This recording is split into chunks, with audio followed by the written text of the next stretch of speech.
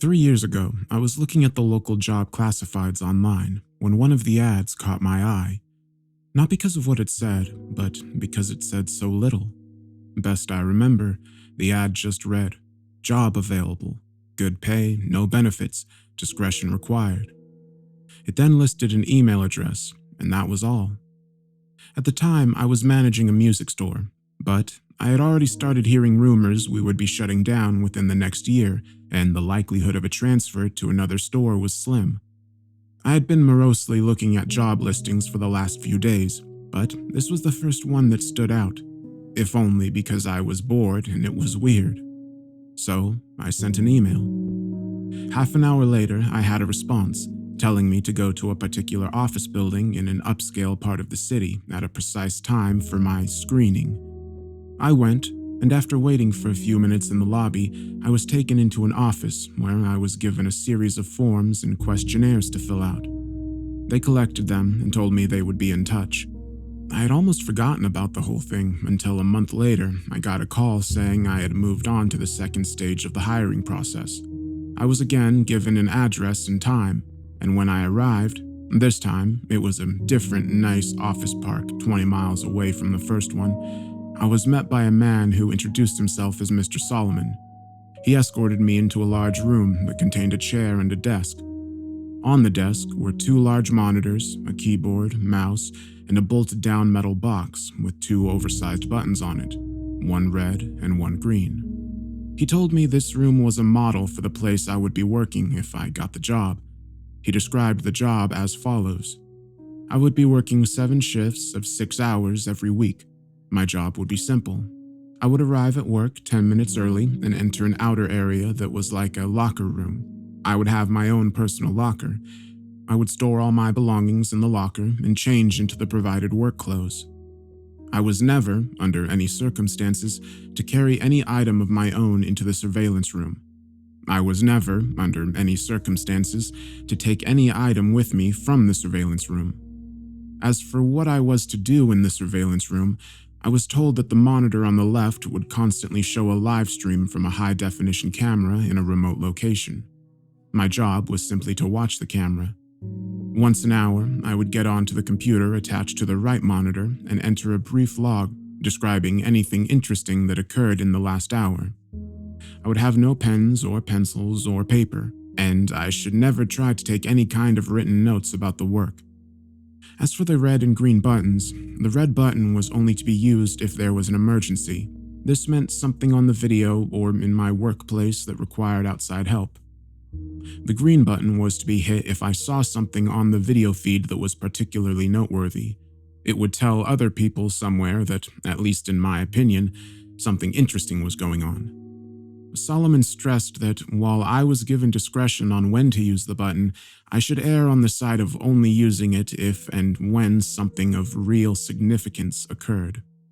He pointed out the camera on the ceiling of the room we were in. He said the real room would be the same.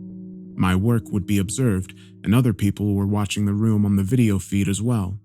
He said I was only a redundancy in case other systems failed.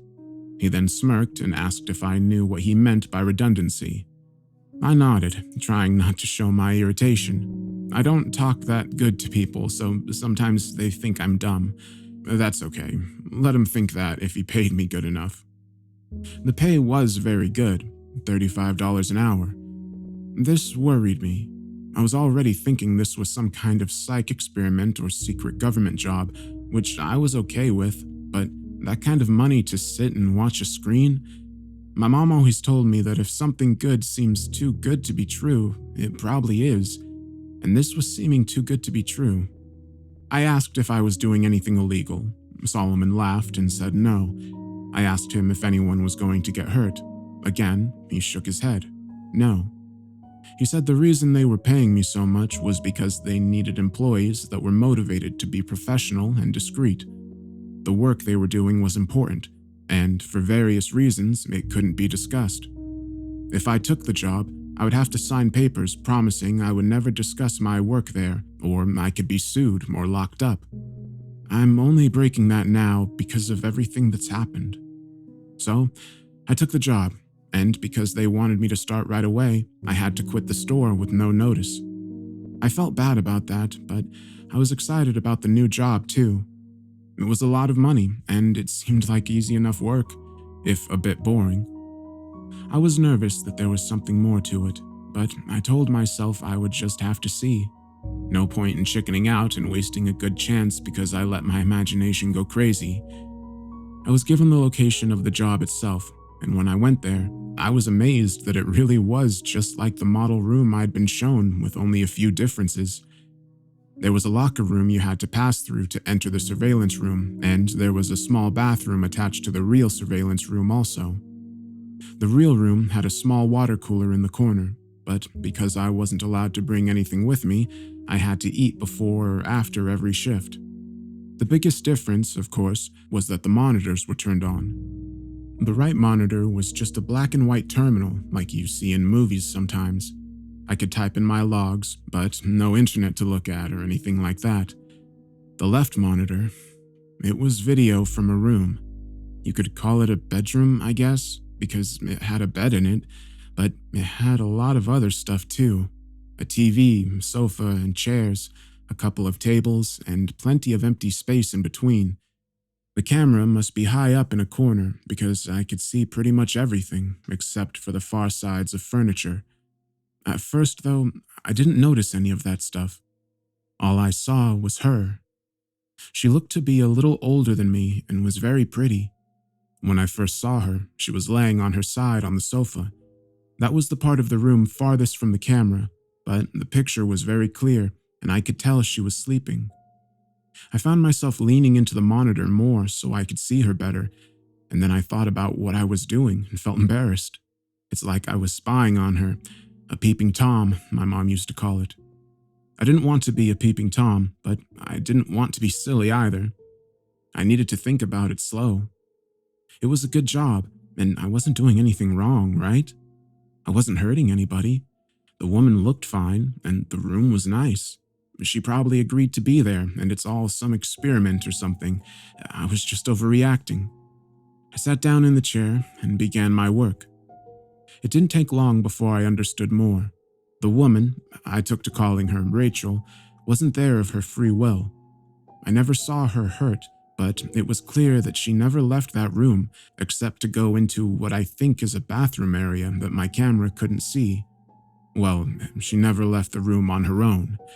Periodically, usually a couple times a week during my shifts, men and women in strange-looking outfits would come in and take her from the room.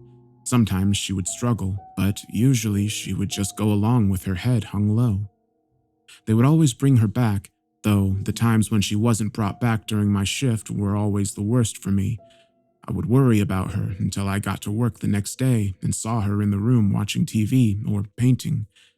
She never looked hurt or even that upset except for when they took her, and even when she fought, they were always gentle with her. Still, I knew something was wrong. I considered quitting the job, or hitting the red button and getting someone to come so I could get some answers, or calling the police and showing them what the camera was showing me, except I was scared. Scared of losing my job, and scared of what these people might do to me if I quit or told on them. Solomon had told me when I took the job that part of being discreet was not asking questions.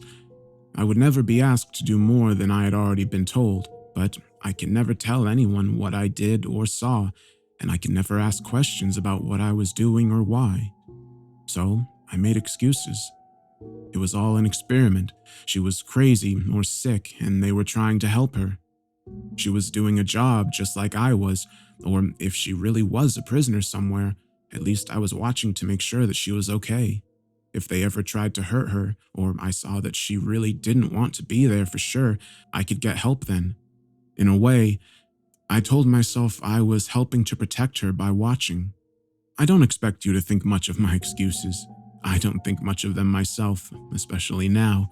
But in my defense, when things changed, I didn't ignore it or try to explain it away.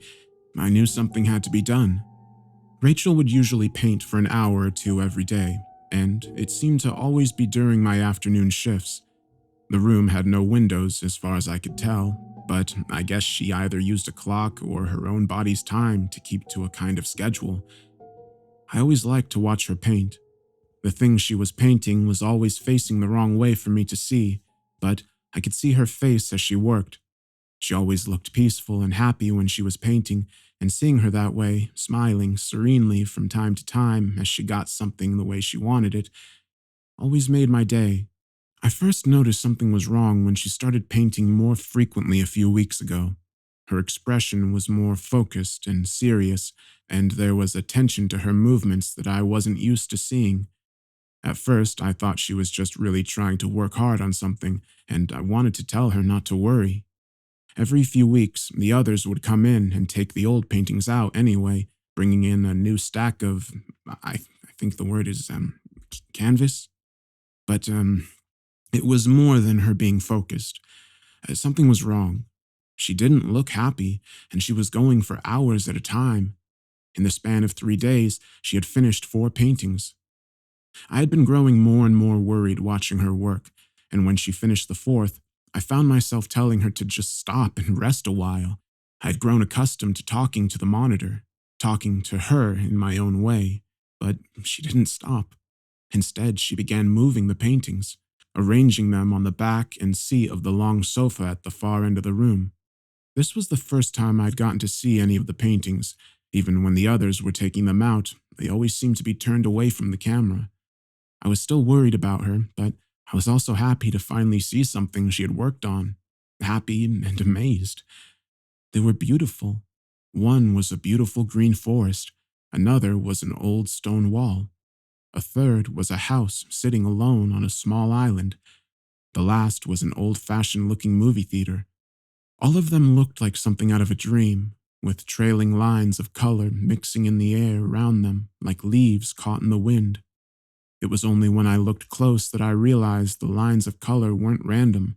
They were words, easy to miss if you weren't looking close, and by themselves, they didn't seem to mean much. Just the ghost of a word somewhere in each of the paintings, easy to lose in anything else that was being shown. I leaned into the monitor and squinted, trying to read the words. Then, my heart started thudding as I made them out. Blinking and rubbing my eyes, I looked again, reading them out loud in order, left to right, top pair, then bottom. Please, help me, Thomas. I pushed back from the monitor, my hand over my mouth. I didn't know what to do. I didn't know how any of this could be happening. It wasn't just that she was asking for help, though that was a big part of it. It was that my name is Thomas. I thought about the camera above me and took my hand away from my face. I rolled back to the desk and sat there, trying to stop from shaking, trying to make myself take a breath, think about it slow. The first thing was, should I hit a button? The red button was for an emergency. If she was a prisoner or something and she was trying to escape, they might think that was an emergency, but no one had been hurt that I knew of, and I think Mr. Solomon meant save that for something that was like a police or ambulance emergency, not something like this. But what about the green button? That was definitely something noteworthy. Not only that she was asking for help, but that she was asking me for help. I made myself stop for a moment. I couldn't know for sure she was asking me. I had gone to school with several boys named Thomas. It was a common name, but the chances of her painting that name when I was working there? I didn't want to be silly, but I wasn't trying to be too... what's the word? Mom used to say it when she read her angel books. Skeptics? I didn't want to be a skeptic either. I had to believe it was probably meant for me, and that was something they would want to know. But should I hit the green button? My hands were drifting toward the metal box on the desk, but I hesitated. I didn't like breaking rules, and I was scared of what would happen if I broke these. If they really were holding her prisoner, then they were probably very bad people, but I didn't know that. Maybe they were good and she was bad, but I looked back at the monitor for the first time since reading the words. Rachel was already moving the paintings back off the sofa, as though she knew the message had been received. a canvas in each hand. She glanced up at the camera as she moved across the room, and it felt like she was looking right at me. My chest tightened as my hands moved away from the buttons. No, I didn't think she was bad. I had watched her for years. I felt like I knew her, would know if she was bad. Strange as it seemed, in a way, she was my friend, and I was going to help her. The only people I had actually met connected to this job were a couple of people when I filled out the papers, and then Mr. Solomon when he showed me the model room and told me the job. I had no way of contacting any of them except through the buttons. My checks were deposited electronically, and I had never run into anyone else who worked at the surveillance room. That thought made me stop a second.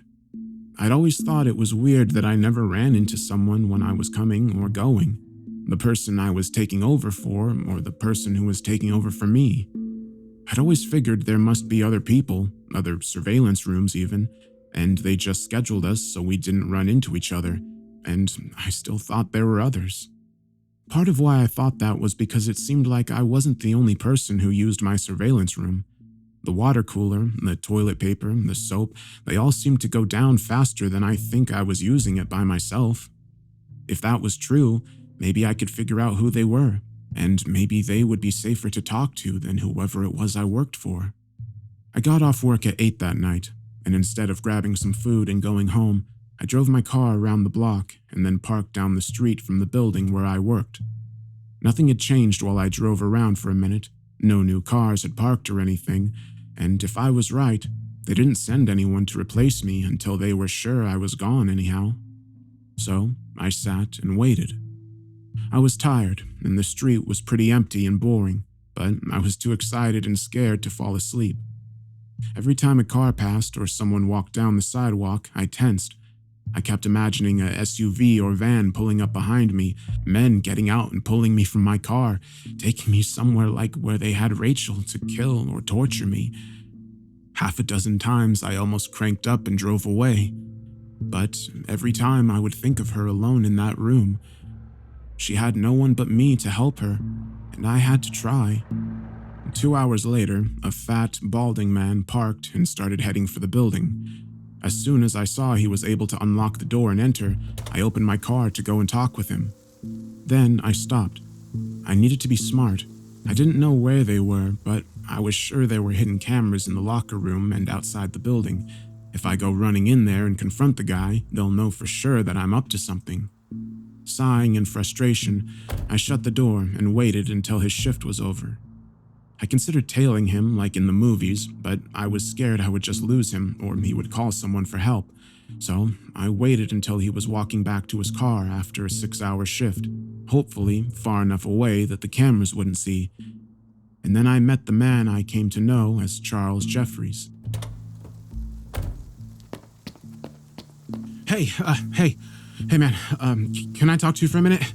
His back was to me, and he just waved his hand absently without looking up. Sorry, I don't have any money. Have a good... He froze as he glanced back at me while talking. Oh God, no, you need to get out of here, kid. We aren't allowed to talk.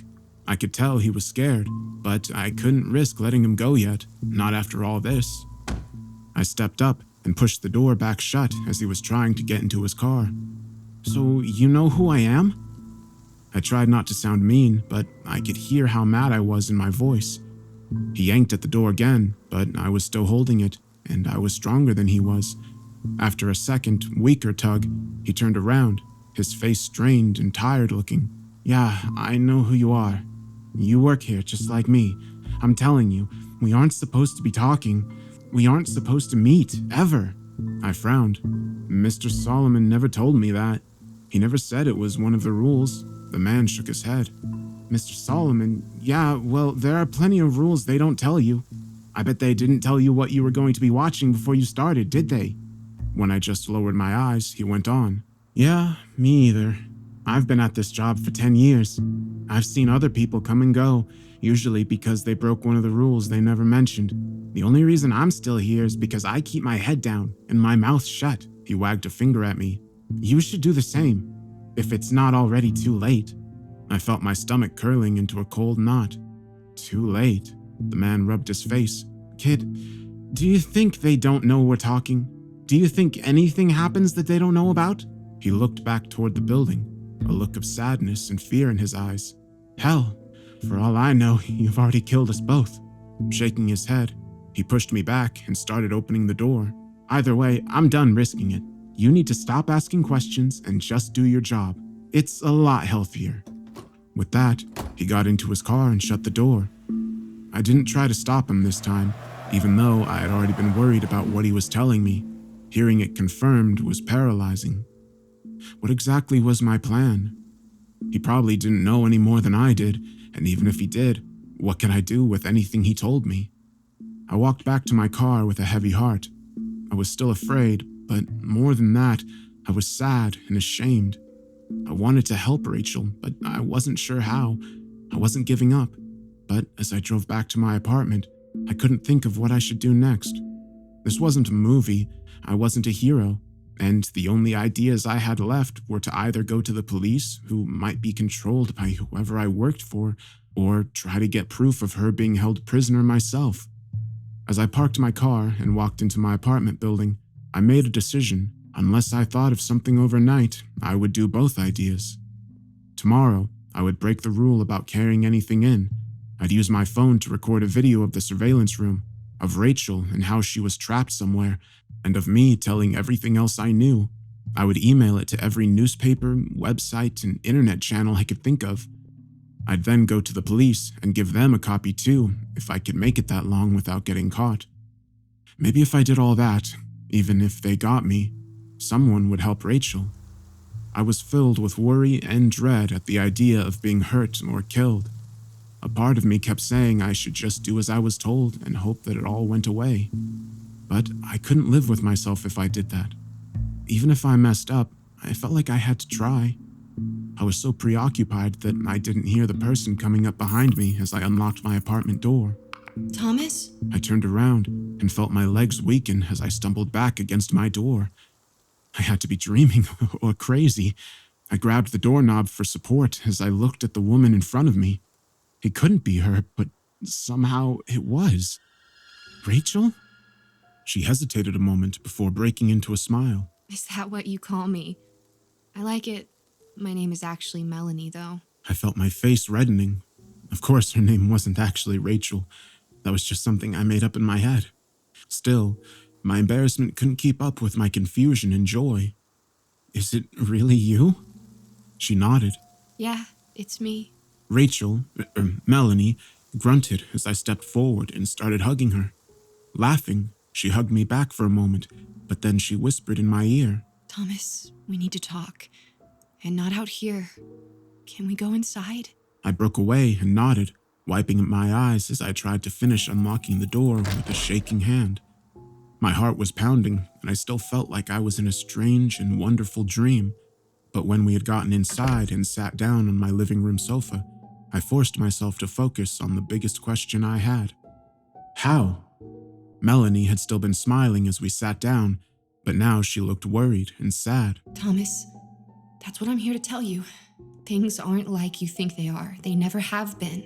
I frowned, a new line of fear cutting through my happy haze. What do you mean? She held the bridge of her nose for a moment, looking down like she was trying to figure out how to say whatever it was she had to say. Thomas, you're part of a psychological experiment. I've been a part of it for longer than you have as one of the actors, and I still don't know all the details. I'm pretty sure it's run by some government agency, and I know they're investing a lot of money and time into it. But for what reasons? That I'm not so sure. I realized I was wringing my hands. No, that wasn't right. It couldn't be right. This was some kind of trick. Melanie went on. What I do know is that you're being watched as a long-term subject. They have constructed this whole scenario where you do a secret job watching someone, me, who looks like they might be trapped. They give you instructions and a way of making choices. You've got buttons or something you can choose between, right? I nodded weakly, my tongue thick in my throat. Yeah, a red one and a green one. She sighed and nodded. I think they're testing how much you'll obey. what choices you'll make based off your morals, your intelligence, and your fear. It's interesting, or at least I thought so when I first joined up 6 years ago. They've never officially given me many details, just the overall gist, but people talk. The other actors and me, sometimes we hear things and we gossip. That's what caused me to start feeling bad. I interrupted. Other actors? Melanie's eyes widened. Oh, shit. Yeah, sorry. I think they still call him Mr. Solomon, and there are others too. When I just stared at her, she went on. Anyway, for a long time, it was just the normal job, right? I spend 6 hours a day acting like I'm this trapped girl, mainly faking painting or watching TV, boring stuff. I couldn't help but interrupt again, hating the hurt trembling in my voice. You fake the painting? You aren't really painting those wonderful pictures? Now Melanie looked embarrassed. No, sorry, I can't paint a bit. I'm a pretty good singer, though.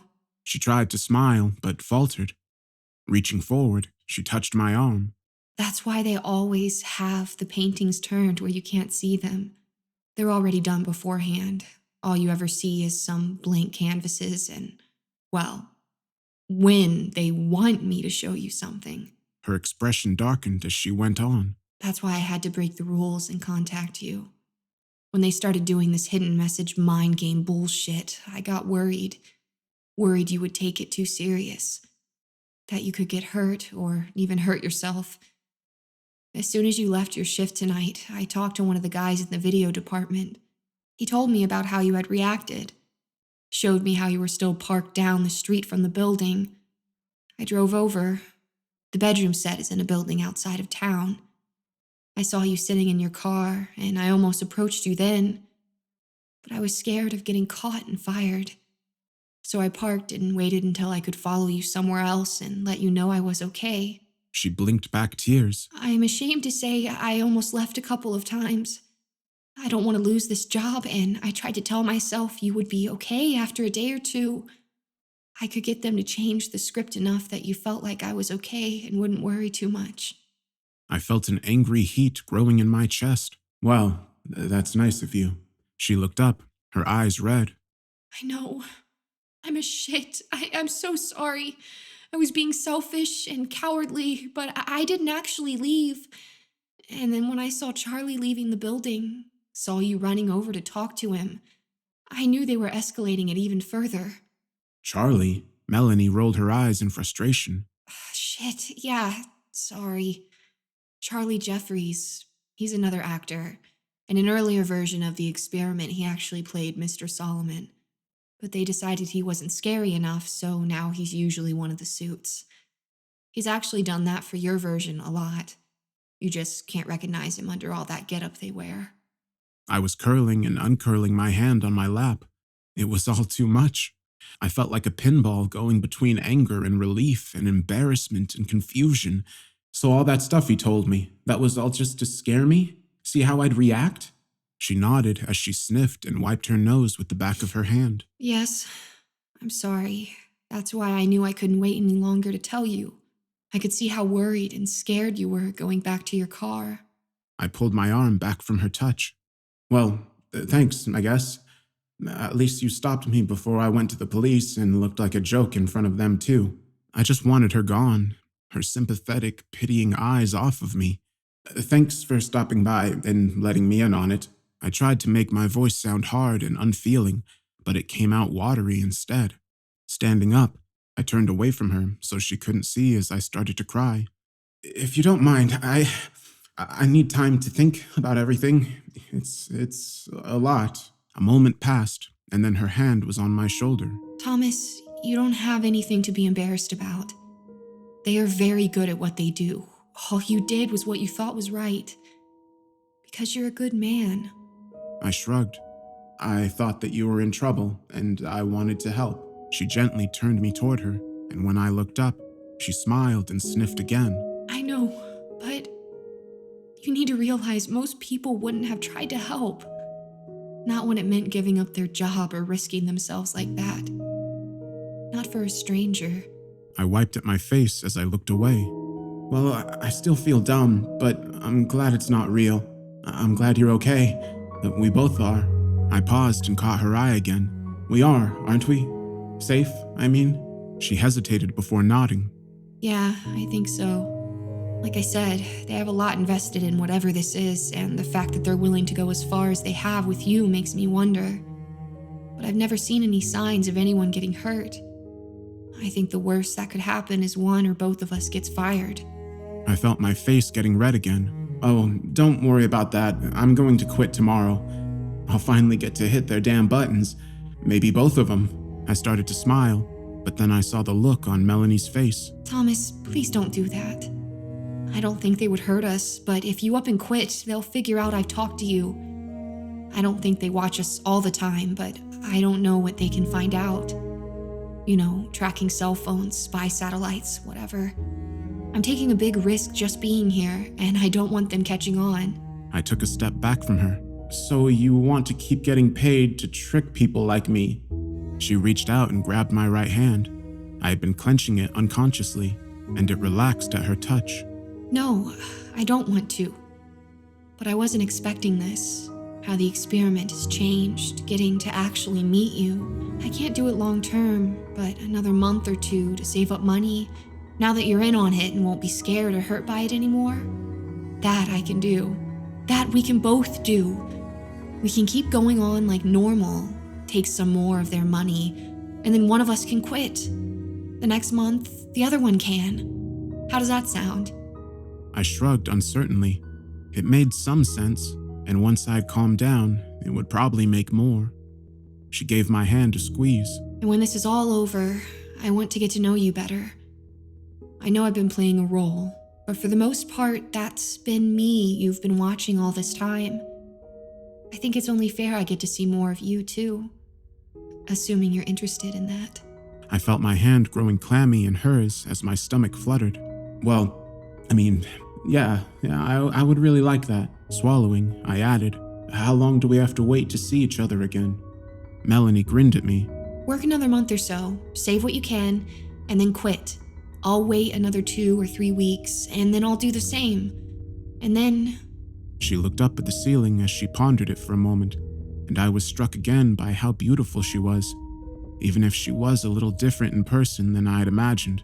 3 months from tonight, we'll meet right here. I'll come over and we can start getting to know each other better. How's that sound? Returning her smile, I nodded. That sounds great. When she left a couple of minutes later, part of me hated to see her go, but another part was relieved. I was so exhausted, and while I was so happy she was okay and we had finally met, I felt like the burned up wire in an old light bulb. I needed time alone, time to think and calm down, and most of all, time to rest.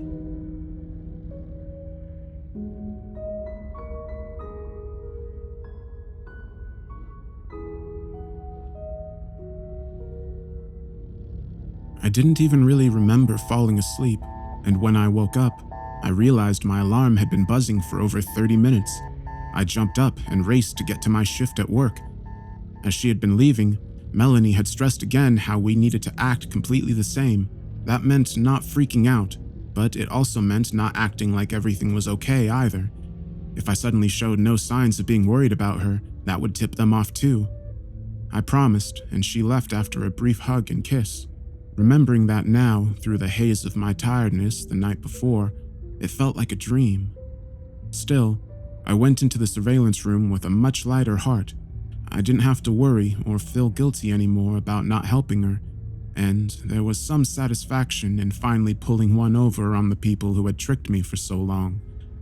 Besides, in 3 months I would be done with this place, and I'd get to see Melanie again. In person, at least. Because I got to watch her on the video feed as soon as I came into work, she was asleep when I first got there, and I found myself wondering if she was as tired as I still felt. When she woke up later and started reading a book, I found myself beginning to smile and had to stop myself. I should still be worried acting, not smiling like I had a crush. I had to do better so Melanie didn't get in trouble. An hour or so later, she started working on another of her paintings. Watching her work, I was amazed at how real it all looked. It was hard to see everything from my angle, but I would have sworn she had paint on those brushes and was really painting whatever was on the canvas. I found myself feeling proud of her. She really was a great actress. Not only did I see her not giving any clues that we had met or talked, but she really did seem different in the room than she had in my apartment. I suppose that was what she meant by playing a role. I was almost at the end of my shift, and while I hated to leave her, I had to admit that I was ready for some more sleep. Trying to guard my reactions all day had been exhausting, and I was dreading the next few weeks. But then I realized she was done painting. I expected her to just go and do something else, but instead she picked up the canvas at its edges and carefully walked over to the sofa. Her body was blocking it at first, but then she stepped aside. It was a painting of a massive tree. The bark was dark and red, with a huge twisting trunk that broke off into a dozen branches. Those branches were covered in leaves that were so deep green that they almost reminded me of storm clouds more than the top of a tree. Like all the paintings, I felt touched by it, even now that Melanie had told me she didn't paint them. The images themselves, combined with the colors and small details, they really were amazing. Just like this one. If you looked close enough, you could see that there were several small blackbirds in the branches of the tree. It was funny, but they almost looked like they were... It almost looked like they were made out of words. I felt my heart start to hammer, and I forced myself to stay calm. No point in being silly. I knew it was all a game now, and I just had to play my part a little while longer. Still, the worried me would want to know what the words said, so I might as well try to read them. I squinted, following the birds right to left and top to bottom. That girl isn't me. I looked away from the painting to see Rachel staring up at me. She looked terrified. Oh no. I had to do something, and I had to do it right now. If Melanie was somehow a fake, that meant they must have sent her. And if they sent her, that meant they know. They knew about the messages in her painting. They knew about me asking questions. And they knew I didn't hit a button during any of it. I felt panic and fear crawling up my chest, making it hard to breathe. Standing up, I started pacing periodically, glancing back at the monitor to see if Rachel could help me, tell me what I needed to do next. But she had laid down on her bed. It was hard to tell for sure with her back to the camera, but I think she was crying. No, I needed to fix this, get her out of there, and if I didn't have a better plan, I'd just have to go with the one I already had. Feeling the hard eye of the ceiling camera on me, I went to the door and stepped back into the locker room. My phone was in my locker, and after messing up the combination the first time, I got the door open and got it out. Gripping it tightly, I tried to hold it by my side casually, but I knew there was little point. If they knew everything, I wasn't going to be able to hide anything.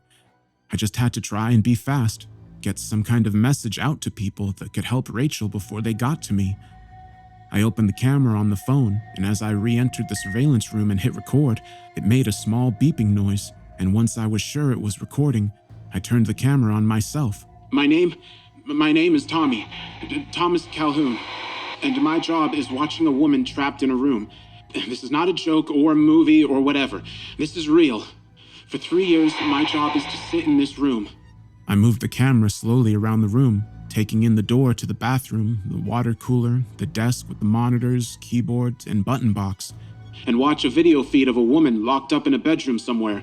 I stepped closer to the desk and made sure the monitor showing Rachel was clear and in focus.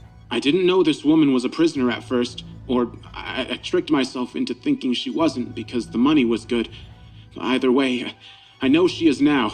She is in danger, and so am I. After lingering on video of her for a few more seconds to make sure every detail could be seen, I turned the camera back to myself. I had to hurry, or the video might be too long to send quickly. I was trying to stay calm, but I felt myself tearing up as I went on, and did my best to keep my words clear. Please help her.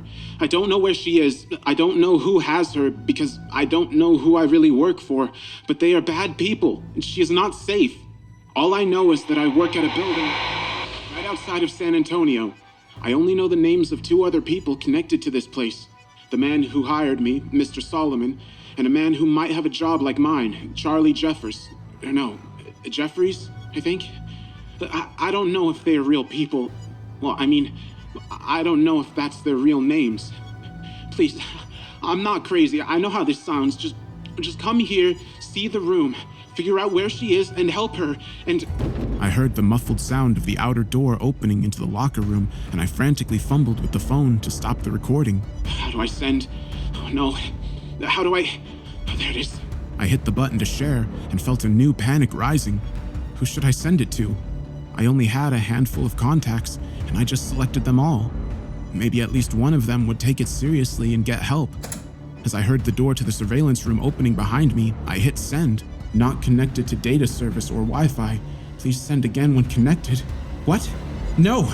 No, no, no!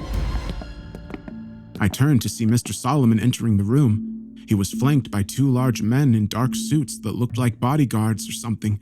Raising a finger, he wagged it at me. No service in here, Thomas. But then you should never need service in here, so long as you followed the rules. They took me easily.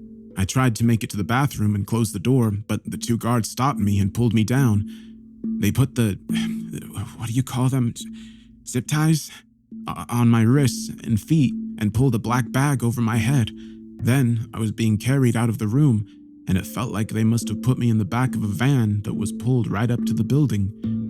I was laying on what felt like thin, weird-smelling carpet that covered a hard metal layer underneath. I heard someone get into the van with me, and I asked where we were going, if they would just take me and let Rachel go. There was a short laugh overhead, and then Mr. Solomon's voice as he told me that he would explain everything when we got to where we were going. For now, he said, I needed to relax. It's a long drive, and I would need the rest. I went to say more, but then felt a sharp pain in my neck. They had stabbed me, or no, they injected me with something. I was feeling so strange now, but I had to stay awake. I had to try and get away. I had to... Hello again, Thomas. I blinked as I began looking around. My mouth was dry and my head hurt, but otherwise I felt okay. I wasn't tied up anymore. Instead, I was laying on a padded table like I'd seen when I went to the doctor. But this wasn't a doctor's office. The room was large, and aside from the padded table, it held a small desk, a desk with a computer monitor on it and a couple chairs. Sitting in one of those chairs was Mr. Solomon. I raised up slowly, blinking at him. Where is she? Is Rachel okay? The man smiled. You really are something, Thomas. Trying to be the hero, even if you don't quite know how. I respect that. Licking his lips, he leaned forward slightly. In fact, I respect that so much that I've decided to start our new relationship with as much honesty as I'm allowed. Some of my colleagues disagree with this approach, but you know what? Fuck them. This is my project, and I think you deserve to know what's going on. Looking more serious, he stood up, lifting the gun he had been holding casually in his lap. But before we get into details, would you like to see Rachel? I slid off the table and nodded as I caught myself from falling. My legs were still wobbly from whatever they had given me, but I barely noticed. Yes, please, let me see her. The real her. Mr. Solomon gave a small laugh and gestured toward a nearby door. Yes, reality is always best. She's just in the next room. I stumbled my way forward, my legs getting better as I walked, and when I grabbed the doorknob, it turned easily. I expected the door to lead to her bedroom, but instead, it opened into another room a lot like the one I'd been in, though the stuff in it was different. Strange machines filled the walls, and in the back of the room was a large aquarium? I don't know. It was a big cylinder, taller than I was, and it was filled with some kind of gray liquid. There was a shape in that liquid. Go ahead, Thomas. Feel free to go have a good look. You've earned it. I felt my stomach clenching tighter at Mr. Solomon's words and the meanness in them.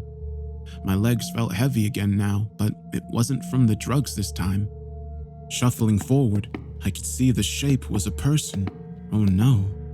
Or at least a body, because it was clear from just looking at it that the person was dead.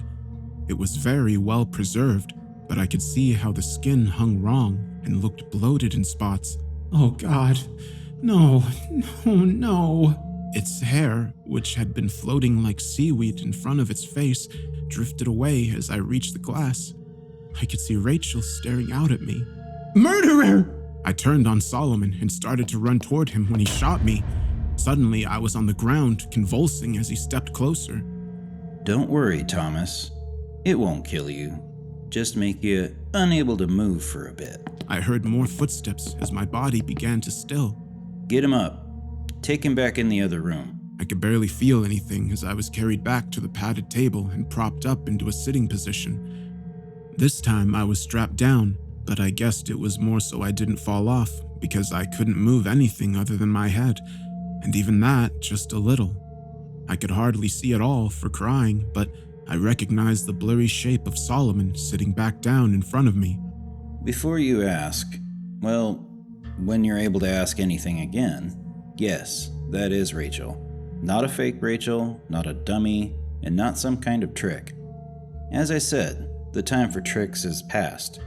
Now is the time for truth. Frowning slightly, he went on.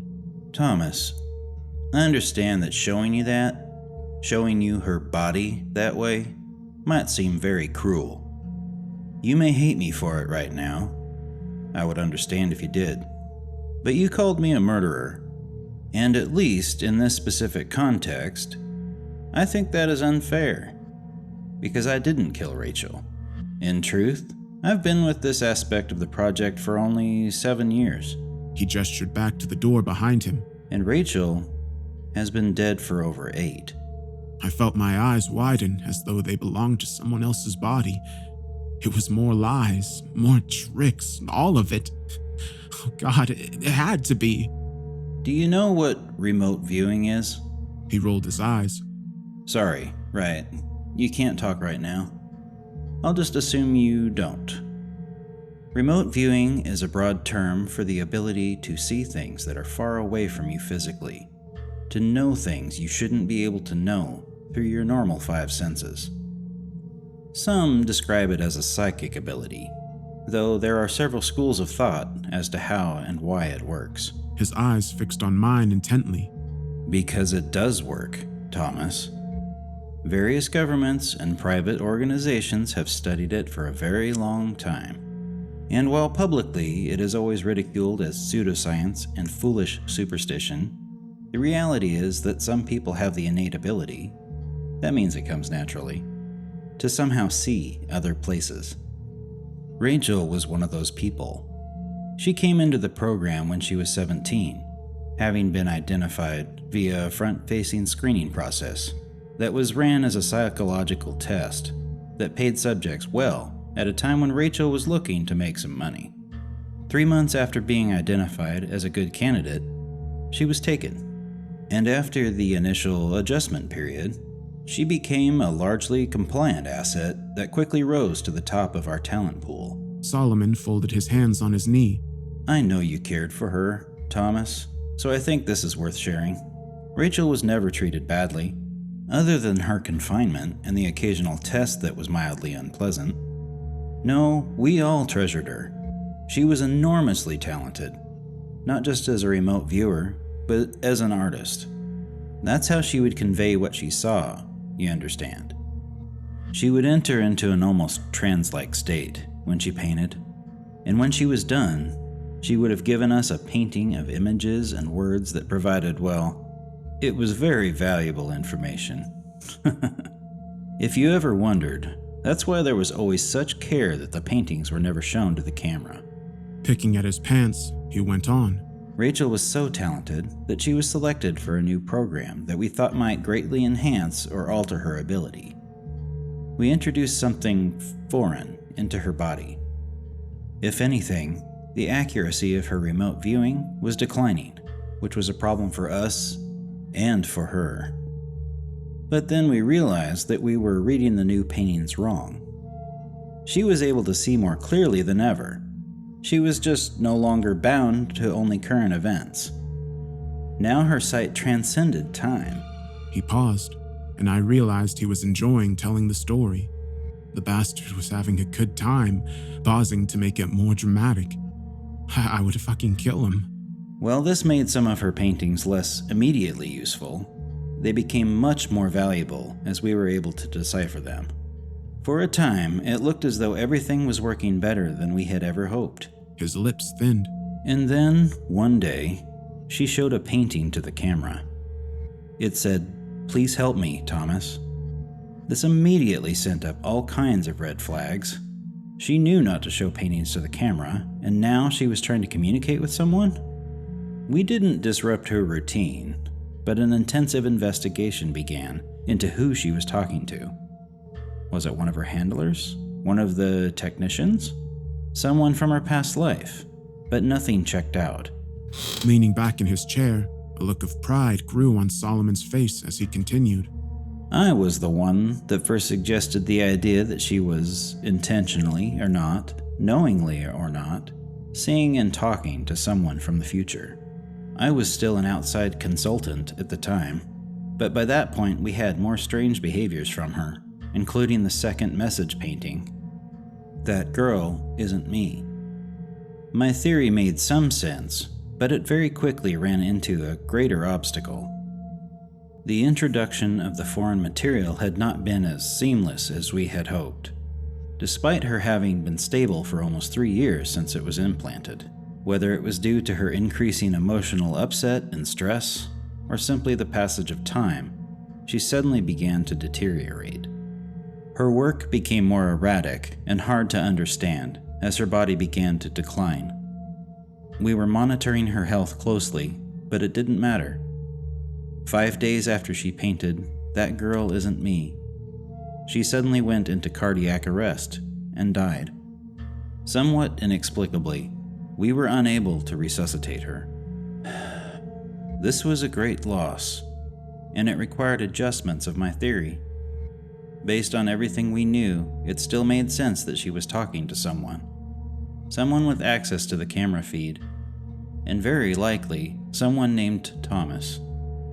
If Thomas was viewing that camera footage in the future, as I believed, then he must be working for us in the future. He gave me a thin smile.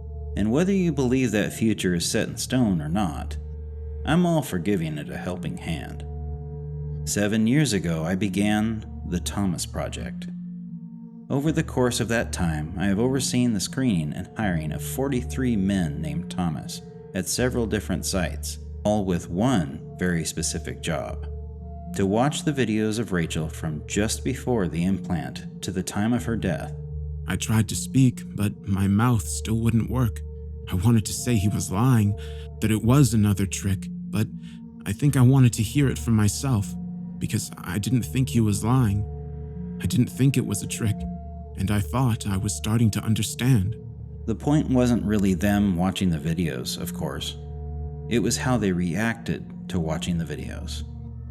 What they did and how that matched up with what Rachel had done in response in the past. 13% quit after the first day. 38% hit either the red or the green button after the first message asking for help and saying their name. 22% attempted to contact the authorities before reaching the stage where Melanie was introduced. He shook his head slightly. I wish I could take credit for her introduction, but it wasn't my suggestion.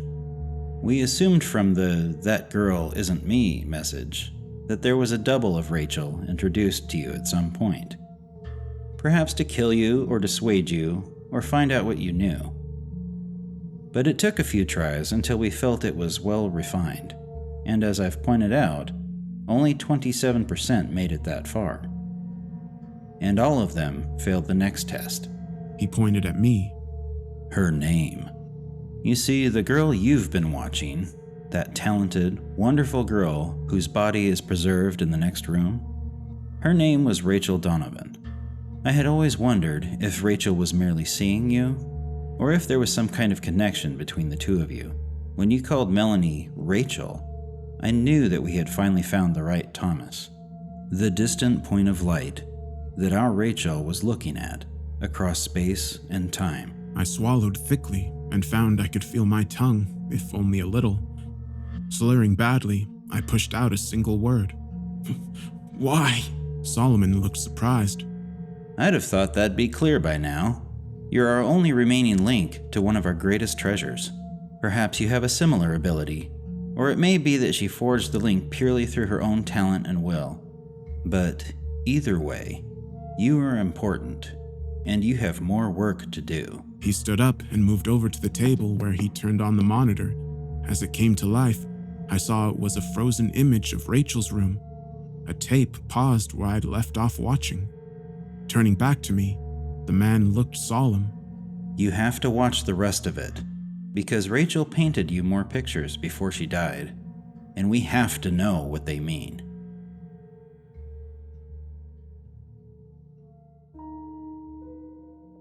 I spent the next 5 days watching Rachel die. From the outside, just watching the monitor, it didn't seem that different than what I had just been watching for the past 3 years. Rachel slept, she watched TV, she read, and she painted. But there were signs if you were looking for them.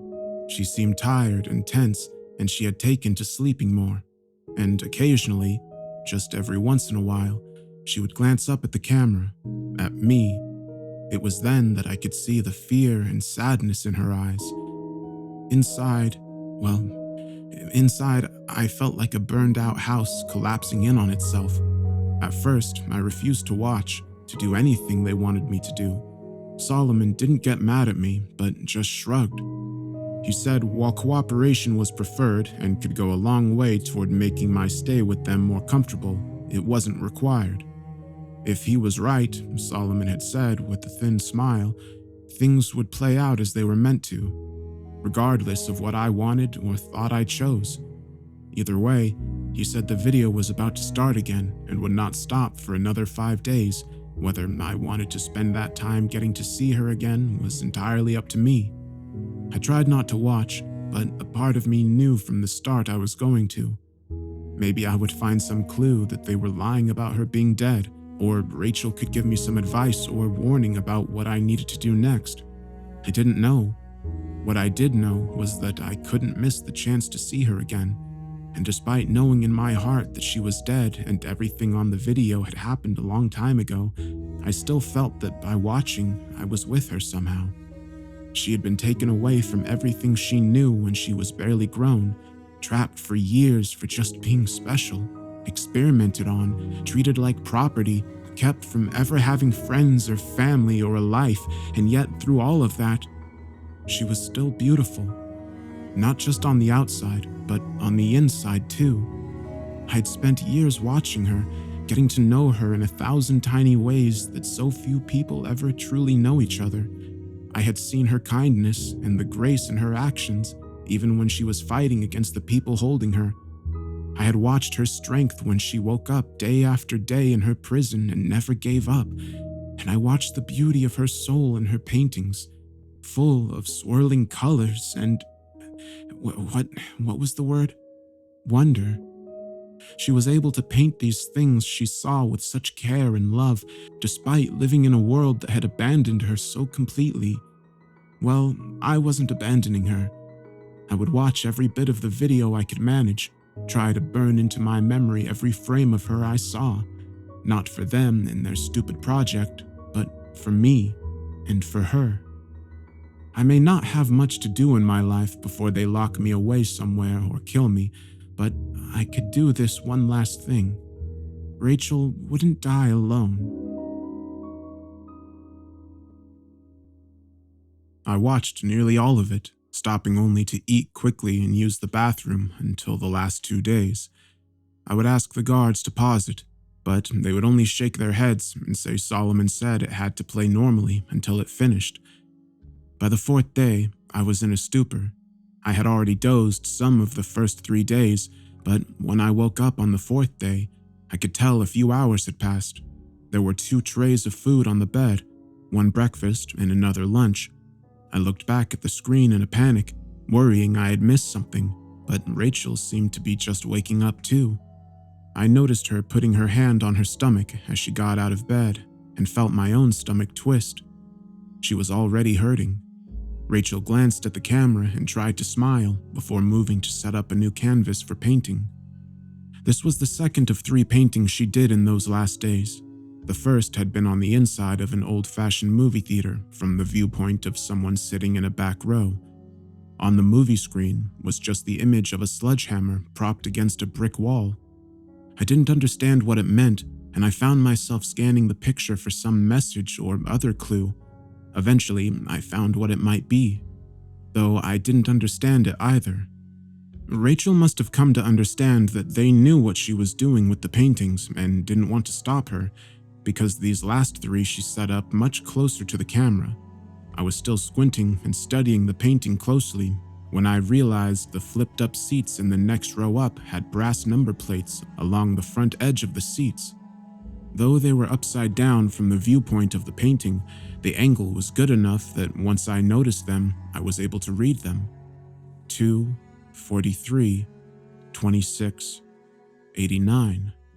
I didn't understand any of it, but I committed it all to memory, focusing all my attention on the painting until she finally took it away. Even that early on, I could tell painting was taking a lot out of her now. And like I had for so long, I found myself talking to her, telling her to go rest before I remembered her body in the next room. I almost stopped then, but no. Maybe she couldn't tell if I was talking to her, or maybe she could. Either way, me talking to her couldn't hurt, and it made me feel a little less lonely and sad as I watched her. The second painting, the one she started after I woke up from falling asleep for a few hours, was stranger than the rest. It looked like it was in a room with curved walls made of tree roots, and in the center of the room was a little table made out of the same stuff. Some of the roots around the room were a deep red, but other parts, including the table thing, looked burnt and black. I looked closer and saw that I could see a person's shadow over the table. Hands holding some long, oval-shaped bundle. I studied it for a long time, going over it again and again in my mind after she took it away. I couldn't make sense of it, of any of it. I wasn't smart enough, and I was failing her. Rachel slept for a long time after that painting. Then she got up on the 5th day, her last day, and immediately started working again. This time she was painting faster, and while I saw her wince occasionally, she never lost her look of determination as she slashed lines and colors across the canvas. When she was done, Rachel picked up the painting and turned it toward the camera, giving me a small, tired smile as she was blocked from view. It was looking out from the front porch of a house somewhere. It was out in the country, and the morning view of the yard and the land beyond were wonderful, but closer up, the painting was of 2 hands, holding on to each other tightly. Their interlocked fingers seemed to glow red and orange in the light of the rising sun. I found myself crying as I looked at it. Part of it was because I didn't know what it meant, and I felt a growing sense of desperation at the thought that Rachel's last works might be wasted on me. Part was because I knew it had been 5 days, and I could sense I was close to the end, to her end. But there was something more than all that too. The last painting, even with everything else in my head and my heart pulling me down, gave me hope. I didn't know why, but I started to think that maybe the only message Rachel had for me in that last painting was that somehow, somewhere, everything would be okay. Outside the edge of the painting, I could see motion in the room. People hurriedly coming in with some kind of medical equipment, and then the monitor went black. You've done well, Thomas. Very, very well. For the last 5 days of video, we had charted 1,047 microvariations in Rachel's behavior that we believed might correspond to your behavior, your reactions, and your emotional states while watching the video. Like before, the 2 of you remained in sync, as though you were in the same room. It really is remarkable. I sat, staring at Solomon. I listened to what he said, but I didn't care. I just wanted it over. Whatever this was, I just wanted it over. Clearing his throat, he went on. That's why we've decided to move the implant from Rachel's body to your own. That's one of the many reasons we've preserved her so. The foreign body was still showing signs of life all this time, but just barely, and we were afraid to attempt removal. Our hope is that, given your connection to Rachel, it will accept you, perhaps even thrive in you more than it ever did our girl. I was suddenly on my feet, and it was only the raising of Solomon's gun that stopped me from attacking him. Don't you fucking talk about her like that! Like any of you gave a shit about her! I'll fucking kill you! Solomon's face darkened slightly as his lips thinned. No, you won't. But if idle threats make you feel better, go ahead. It will only make things harder, not easier. Feeling a stab of panicked fear, I sat back down. What is this thing you're going to put in me? The man looked at me for several seconds before responding. I'm tempted not to tell you after your stupid and frankly hurtful outburst. Letting out a small sigh, he went on. Thomas, somewhere there is a tree. A very special tree. We suspect it is the same tree Rachel painted for you that time, though we cannot say for sure, as we have never been able to find it. It is either hidden away very well, or it is able to hide itself from those it wishes. I just looked at him, trying to kill him by just wanting it to be so. In any case, we have the next best thing, an ancient clipping from the tree, secured at great cost and sacrifice, and studied for a long time without much success. We have, however, in recent years, been given advice that this clipping could be grown in the right soil. We thought that soil was Rachel, but while it did develop further inside of her, she died before the necessary growth was finished. Leaning forward, he smiled at me. We have it on fairly good authority, however, that you might succeed where she failed. I fought them when they came, but it didn't matter. I woke up sometime later with a dull ache in my chest and a small, already healing scar on my upper stomach. I didn't really feel that different other than the little bit of pain, but I knew that would change with time. I had more time than Rachel, or maybe I had less. It didn't matter. Wait. What was that?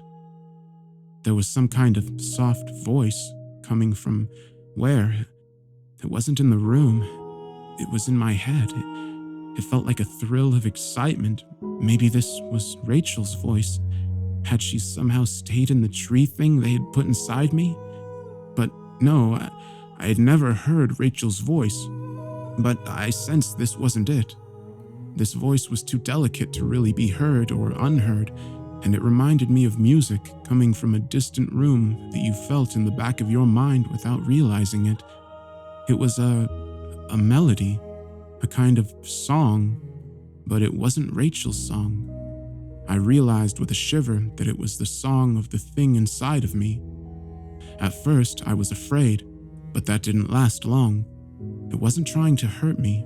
It was trapped here just like I was, but it started to sing. It was time for us to be free. I stood up and walked to the door. As I did so, the lights went out. The door in front of me clicked, and when I reached out and turned the knob in the dark, it opened easily. How was this possible? And if it could do this, why hadn't it helped Rachel get out? There was no answer, but there was also no time. I could already hear boots around the corner as the glow from flashlights began to light up the far end of the hall. They would drag me back in there, chain me up, or take this thing back out of me before we could get away. If I was ever going to get out, it had to be now. The voice was singing again, pushing me to go further into the dark, to run until we were safe. So I listened, and I ran. Every door unlocked for me, every turn kept me barely out of sight. The people looking for me were barking orders over a radio, asking someone what was the holdup on the generator kicking on. Whatever the response, the hallways stayed dark as I drifted through them, blind but not falling, lost but not being found. When I reached the final door, I opened it into a bright afternoon. My lungs burned a little at the first fresh, unrecycled air I had breathed in a week. Blinking, I waited for the voice to tell me where to go, but it had fallen silent. I closed the door as panic began to rise in my chest. All this and I would get caught because I didn't know where to go. I was outside a plain brown building in the middle of nowhere.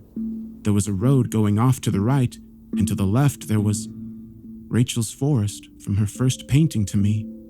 I knew it was the same forest immediately, and not just because it was matching the painting so closely. I had some strange sense that felt like a kind of magnetism, or how birds know which way to fly. Looking around for a second, I felt like I was being pulled when I looked again at those woods. This was right. Somehow, I knew this was the way I needed to go. So I went. I had made it to the edge of the forest when I heard the noise of men coming outside the building. I thought about hiding, but I knew that was a bad idea. They would just catch me, and I felt a drive to go deeper into the woods. I plunged ahead, running at close to a reckless speed, but never tripping or stumbling as I went.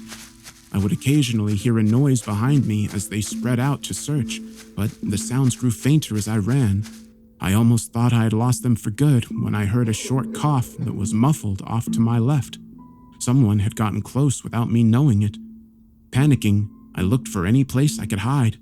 There were only bushes and trees, and over there, a well.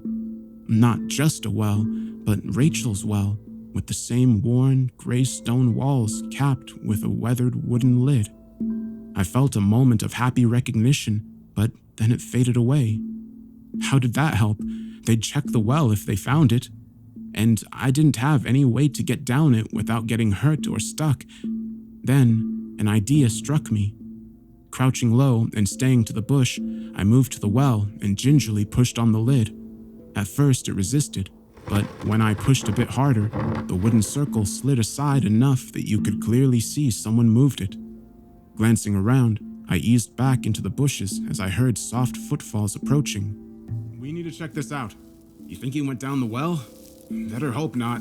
He probably broke his neck if he did, and then it's our asses." I could see the two men approaching, both of them wearing dark body armor and carrying assault rifles. The older of the two shrugged back at the other one. "Better that than he's hiding in there and we didn't check." Looking irritated, the younger man nodded. "I'll look." He went over to the well and shoved the wooden lid aside, causing it to clatter to the ground. Hitting a button on his rifle, a flashlight sprang to life on the barrel. He started to shine it down into the well as the other continued to look in every direction. I was worried he would see me if I moved, but I couldn't wait. I just had to stay calm, think slow, and move fast. I kept expecting to hear them yell or feel something or someone strike me in the back, but nothing came. As the afternoon light began to dim, I saw the trees thinning ahead. I was approaching a road. It looked like a normal public road too, with several cars passing one way or the other as I walked out of the forest and up the hill to the asphalt. The idea of hitchhiking, especially this close to where they held me, was frightening, but I saw little choice. I was wearing sweatpants and a t-shirt they had given me and my own shoes, but I had no money or ID or phone. My only chance was to get far enough away that I could try and get help. I jumped slightly at the hiss of hydraulic brakes as a large semi rolled to a stop next to me. The passenger window rolled down, and an older man with white hair and a graying mustache leaned over and peered down at me. "You look lost, son. You need a ride?" I looked down at the door of the truck. It had a logo that said, Martinez and Sons Construction and Hauling. Below it was a cartoon man hitting a wall with a sledgehammer. Looking back up, I smiled at him. "Yes, sir, I do." I woke up 5 hours later as we pulled into a truck stop somewhere in Nevada. I had planned on staying awake the entire trip, but that had only lasted a few minutes before exhaustion overtook me. I glanced over at Oliver Martinez, and he gave me a toothy grin. "I'm tired, but you were plumb tuckered out. I've got to fuel up, shower, and get some grub. I'm going on to California after that. If you want to ride further, just be back here in an hour. Sound good?" I nodded and thanked him again for the ride as I got out. I felt groggy from sleeping, but otherwise okay. I just needed to decide whether this was a good spot to ask for help or if I should ride with Martinez further. He seemed like a very nice guy, and he would probably try to help if he could, but I wanted to avoid putting more people in danger if I could help it. Looking around, I saw we were in a fairly nice little town. I decided I would go look around for a few minutes and then decide what to do. I was only 3 blocks down the street when I saw the flickering of lights in the distance. It was a movie theater. As I got closer, I felt my chest tightening. It was the one from Rachel's painting. "Hey there, welcome to Phoenix." The guy standing at the counter bar of the movie theater looked a little younger than me, and while he seemed friendly enough, he also looked slightly concerned.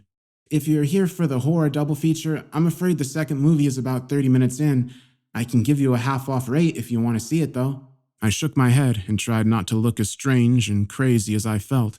"No, that's okay. I recognized this place from a picture a friend of mine painted, so I came in to ask if you knew anything about her." He raised his eyebrows and shrugged. "Okay, weird." He smiled and added, "Weird, but interesting. Who is she?" I swallowed. "Her name is, it was Rachel Donovan." I expected him to look surprised, or excited, or angry, but I could see right away the name meant nothing to him. Shaking his head, he shrugged again. "Sorry, it doesn't ring a bell. I'd say you could ask the owner, but he's on vacation this week." Nodding, I searched my mind for something else to ask, some way to make this place matter the way her other paintings had. "Is there anything unique about this place then? Its history or something?" The man grinned. "Buddy, you're clearly not from here. This place is super boring. Not just the theater, but the whole town." Frowning in thought, he added, "The only thing I know about the history of this place is that there used to be a house here that burned down. This was like in the 1920s or 30s, when this wasn't even a part of the town. Couldn't tell you the first thing about it beyond that, but I still bet it's the most interesting thing that's ever happened here." I let out a disappointed sigh. "Okay, well, thanks." I turned to leave when the guy called out again. "Hey man, I'm sorry I couldn't help more. If you come back, I'll get you a discount on a movie, half off. If I'm not working, tell them Marshall said it's okay." I waved and tried to smile as I headed for the door with a heavy heart. Why did you lead me here, Rachel? What's here that will help? I was outside again, staring up at the theater's bright blinking signs as though they were going to give me some kind of secret signal, when I noticed movement out of the corner of my eye. There was an alley that ran alongside the theater and went behind it to something. Whatever was back there, the light of a distant security lamp cast shadows along the wall of the alley, and those shadows were moving. Instead of feeling afraid, I felt excited as I started down the alley. Rachel had led me here, and I just had to trust that there was a reason for it. I kept moving until The shadows were made by leaves blowing in some wind I couldn't feel. As I got to the far end of the alley, I saw there was a small backyard behind the theater surrounded by a chain-link fence, and on the other side of that fence was the tree from Rachel's painting, with its deep, red, twisting bark and foam of green leaves waving to and fro in the night air. I felt a surge of warmth in my chest as the distant singing began again. This was the place, the special tree that could not be found unless it wanted you to find it. It sat at the edge of a small, overgrown lot surrounded on all sides by buildings and yards, somehow forgotten when whatever land this had once been was divided up, and despite its location, I had a strong sense that I was the first to see it in a very long time. Climbing the fence, I felt a jagged wire dig into my leg and rip my pants as I fell over the top. I was bleeding a little, but I hardly noticed. I could smell the tree now, and it was a rich, good smell unlike any I had smelled before. Reaching out to it, I felt the singing grow louder as I touched it. I felt stronger and less afraid then, and when I saw the light opening up at its roots, I didn't tremble. I smiled. There was a hidden tunnel under the tree, a tunnel filled with sweet-smelling air that was like the tree smell, but also different. And the tunnel wasn't dark. No, not at all. It glowed with its own golden light that called to me, urged me forward. Rain was beginning to fall as I looked around the dark lot. I had the thought that I was leaving this world behind, and I found that I didn't mind that much at all. The tunnel had continued to grow, slanting down gently and tall enough that I walked in without stooping. The roots of the tree went on and on, woven through the dirt walls as I went deeper. I looked back and saw the tunnel had closed behind me, but I wasn't surprised. The way forward was the only way that mattered. I walked for what might have been hours, but I never felt tired or hungry, and I never worried I was lost, though I had no idea where I was or where I was going. Still, I felt a surge of happiness and excitement when I turned a corner and saw something in the tunnel ahead. As I got closer, I realized it was a brick wall, but just as I began to think I found a dead end, the wall faded away, revealing a dark room. I paused at the edge of the tunnel, looking out at the floor of what looked like a basement. It was empty, but in the light from the tree, I could make out something scratched into the floor. It was the number 2. I felt my pulse quicken as I thought back to Rachel's painting with the theater seats, and then I stepped out into the room. It was the empty basement of a house, and as I went up the stairs and opened the door, I saw that the rest of the house was empty as well. No lights were on, but bright sunlight poured in through every window, and in the distance, I could hear what sounded like small waves crashing on a beach. I wanted to go out and see where I was, but I forced myself to check the house first for any people or clues, but there was none. The house was utterly bare of any sign of people other than the numbers scratched into the floor below. My nose tingled with salty air as I stepped outside. The house was near the beach on what I soon figured out was a small, deserted island. I realized, with little surprise, that I recognized the house from Rachel's painting. As I stepped off the porch, I saw no signs of people, but I wasn't entirely alone, because sitting some distance from the house was the tree. I knew it couldn't be the same tree as in the abandoned lot, but at the same time, I knew that it was, or at least a different part of the same tree that made the tunnels and appeared in my old world and whatever place this was. Because I had started having that thought as soon as I stepped out of the house, I didn't think this was my world. Not exactly. I could see a larger island some distance away, and it might have people on it, hotels and cars and planes, or it might not, as those things might not exist here. Either way, my newfound intuition was growing stronger, and I could tell that what was it called? The texture of things was different somehow, if only a little. Not bad or scary, just different. Still, after a couple of hours of exploring the island and checking the house, I began to feel terribly lonely, even with the tree nearby. I decided to go back into the tunnel and keep going.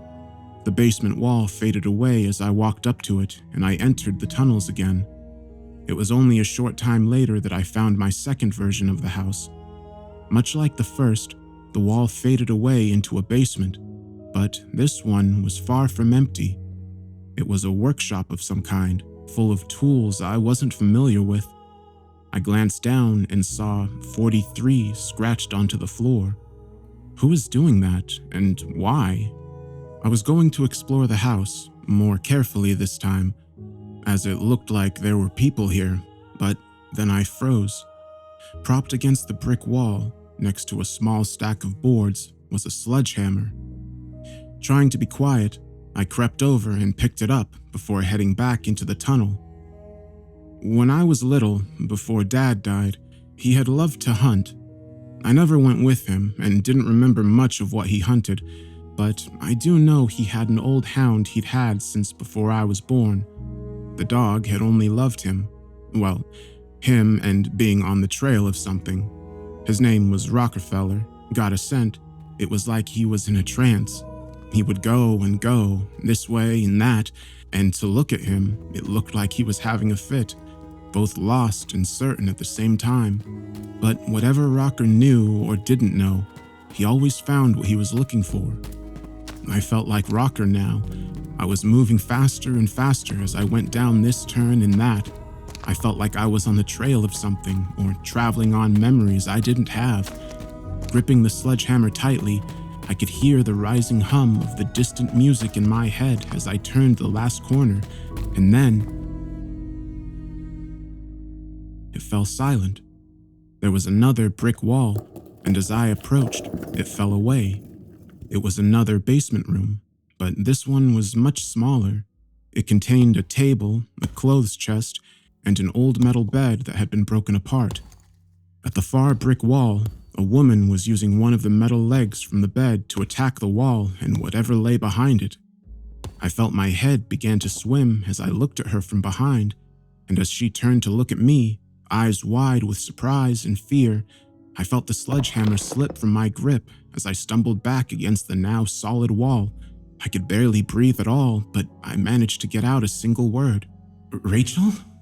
The woman looked at me, her expression less fearful but still guarded. Yeah, do I know you? She had the bed leg partially raised in warning.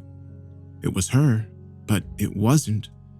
Much like the tree on the island, this Rachel looked a few years older, and while she looked stressed and confused at that moment, her eyes didn't seem weighted down by the same quiet sadness I had come to recognize watching the other Rachel for all that time. Still, I didn't know how to answer her question and not sound creepy or crazy. I stared at her for a second, floundering, when she asked another. You came out of the tree tunnel, right? I nodded, grateful for something I could answer easily. Studying me, she said. Where did you come from? Before the tunnel, I mean. I flushed as I tried to think of the right words. Well, I came from Texas originally. She grinned at me for a second before catching herself and trying to look serious. Yeah, okay. But do you know how the tree works? How did you find out about the tunnel? How did you get here? Sighing, I rubbed my head and just stared into it. Look, I know this will sound crazy, but I had a job watching a woman trapped in a room, and that woman was you, or another version of you, and she asked me for help, and I couldn't help her, and I found out she had been dead for a long time but could see me in the future, and then they put something from the tree in me that had been in her that had killed her, and then I escaped, and then I figured out where to go to find the tree from things she had painted, and I somehow knew how to go into the tunnels to find different spots, and I'm pretty sure the tunnels lead to different worlds, and I got this sledgehammer, and then I— Hold up, god damn, take a breath. You're going to pass out. She was smiling again, and this time she didn't try to hide it. She looked over what was left of the bed to where the sledgehammer was laying on the floor. And did you say sledgehammer? So yeah, I believe you. I've been in those tunnels too. My ex-boyfriend tricked me into moving here so he could tie me to the tree in his place. Well, not tie me to the tree, literally. Take his place as, the tree's buddy or something? I don't really know, but it's all pretty fucked up, and I don't understand all of it. But what I do understand is that the fucker walled me up in here. At first, I thought I could just pry loose some bricks over time, but nope. He put a layer of concrete on the outside this time. Good old Phil, or Justin, or whatever. I mainly think of him as fuckface now. This is taking forever. I stepped up and put my hand on the sledgehammer. Let me do it for a bit. We can take turns. We had cleared away even more brick than she had already managed, but the concrete wall was only starting to show small cracks. I wanted to just keep looking at her, have her talk to me, but I knew she was tired. She nodded reluctantly and let go of the hammer. Before I swung, I looked back at her. How long have you been in here like this? Rachel scowled. It's hard to say for sure, but I think about 8 months. I let the hammer drop again as my eyes widened. How did you survive all that time? Her scowl deepened. It's the tree. It won't let me die. I just dip into the tunnel every day for a bit, and I never get that hungry or thirsty. A thought occurred to me then.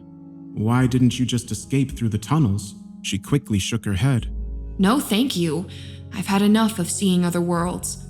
Some of them aren't so nice, and I don't want to be more tied to this tree than I already am. I just want out of here, into my own world, and then I can try and figure out how to get free of my connection to the tree for good. She shrugged. I would have done it eventually with the stupid bed parts, but who knows how long it would have taken. She smiled again. I'm very happy you came to help and brought a sledgehammer with you. Returning her smile, I nodded as I lifted the hammer again. Me too. We were both wringing with sweat when we crawled through the hole we'd made in the outer wall. Rachel told me that she thought her ex-boyfriend was long gone, but she couldn't be sure, so we had to be careful. Grabbing the sledgehammer from inside the room, we made our way towards the stairs. The house was decorated but quiet, and we saw no sign of anyone as we walked to the front door and opened it. Outside, the sun was coming up on a new day, and as we walked out onto the porch, I jumped a little as Rachel took my hand and gave it a squeeze. I looked over at her. I hadn't been able to help the other Rachel, but maybe that had never been the point at all, because I thought now she had been able to see more than just other places or the future. She'd been able to see into other worlds and possibilities, like this one, where another version of her was trapped and needed help, a place where I wouldn't be hunted and she could be free. In the end, even when she knew she was dying, Rachel had been determined to help us be together and happy. The morning sun painted beautiful colors on Rachel's face, and looking into her eyes, I saw how much she was like the woman I had watched and cared about and tried to save, the woman who, in the end, had saved me instead.